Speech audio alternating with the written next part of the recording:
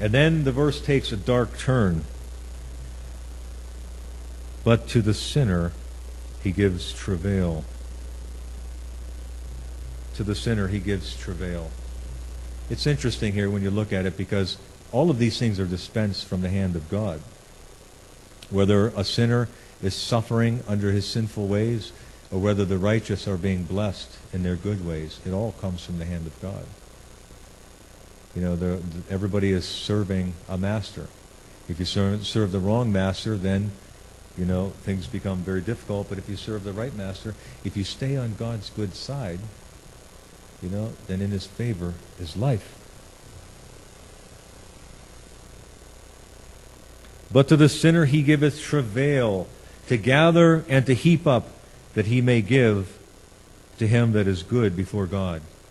Now, this is an interesting verse here, because actually, you know, you almost have visions of, I don't mean to belittle God here, but you have visions of Robin Hood, taking from the rich and giving to the poor.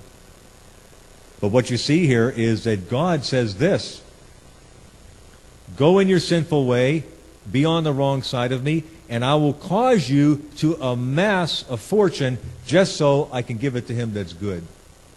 And I believe, folks, I believe this prophetically, that we're going to see this in the days to come. You know, we experienced this in Penn Yan, actually. There was a fellow that I was dealing with to try and get him to come to the church. I don't even know how I came in contact with this man, but he was a local contractor. And I was visiting him in the hospital, and I was calling him, and I was trying to get him to come to church. And I couldn't get him to come to church. He'd come to banquets and stuff like that, but he wouldn't come to a regular service. You ever heard of people like that? But all the time, this fellow wanted to do stuff for the church. And so one time he called me up and he says, Pastor Anderson, he said, I want to do something for your church. And I said, well, you know, brother, well, I didn't say brother, but I said, Mr. So-and-so. I said, the best thing you can do for our church is to come on Sunday morning. No, I mean something else. Of course, you mean something else. Yes, okay. What do you want to do for the church? I want to replace your furnace and put a new furnace in. Well, you know, I'd like that, but that's a little bit costly. He said, no. I'm going to pay for the furnace, I'm going to pay for the ductwork, and I'm going to bring my men in and do it. Now, the funny thing about it is I couldn't even get people in my own church to volunteer their time like that. You're supposed to laugh now. It's funny. I had one member of my church I thought was offering to do something for me, and I got an $800 bill for it. But I thought he was volunteering too. But this sinner, he called me up and he said, no, I want to do this for you. And so I was a little conflicted with it. I really was. I thought, I don't know. I mean, this guy's not coming to my church. He's going to put a furnace in my church and do all this labor. I'm not comfortable with this. And so I called Pastor Bailey up. And I said, Pastor Bailey, what should I do here? He says, oh, no. He said, let him put the furnace in. He said, oh, it's a blessing, but let him put the furnace in. And I said, yeah, but I mean, and then Brother Bailey gave me this verse. And he said, no. He says, you'd be surprised. He said, more sinners build churches than saints. Isn't that interesting? Because what does God say in His Word? God says in His Word, I will take those that don't please me, and I'll give their fortune to those who do, to those that are good in my sight. And so, now that wasn't a regular occurrence, I assure you.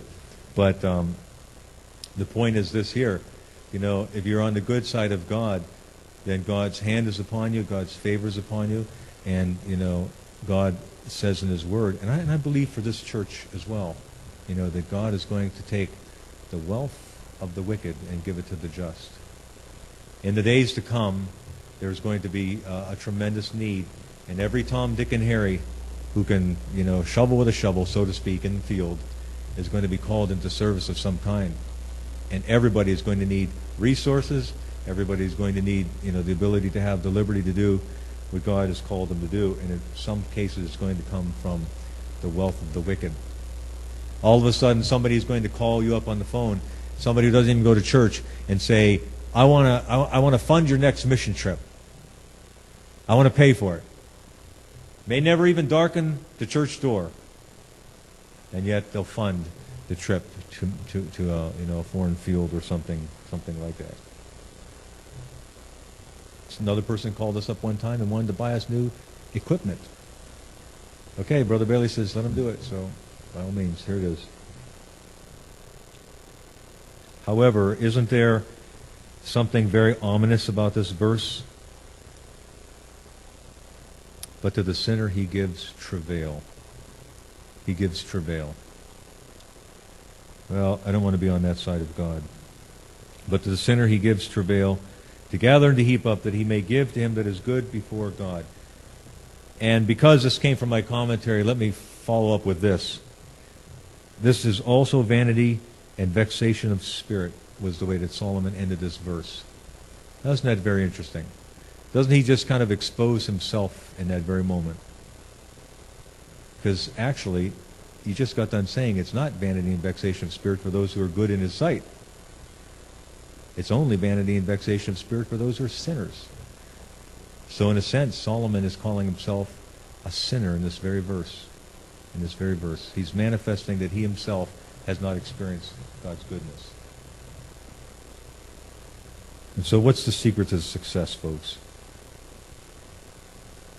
It's as simple as this.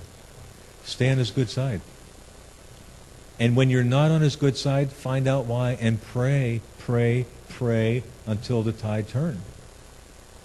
Until God turns that thing in your life, until God breaks that thing in your life, until God polishes out, delivers you, whatever the case may be.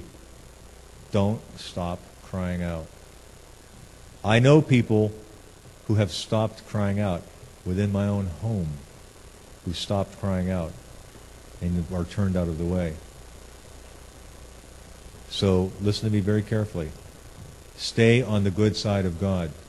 Stay on the good side of God. And those things which we are aware of in our own lives that we feel may not paint us in the most favorable light in the sight of God are the things that we should pray about, the things that we should seek him about, and the things that we should ask God to break in our lives so that we can always do those things that please him and have his favor on our life. And I'm not by any means saying that if we have his favor, we'll never suffer trials. Quite the contrary, actually. But God's favor preserves and upholds. You wonder how somebody like Pastor Bailey gets to be a Pastor Bailey, or Paul Karam, or Dan Karam. You probably wouldn't want to hear that while he's sitting right here, but we'll wait till he goes on a mission trip to say it. It's because they made right choices. It's because God's favor remained on their lives. And though they've gone through trials and adversities, their mountain stands strong because God's hand is on their life. Period. Life doesn't get more complicated than that. It doesn't. Be on his good side, and for the areas that you feel may put you in the wrong side, those are the areas you cry out for. And you don't stop crying until God does something. Amen? Amen. God bless.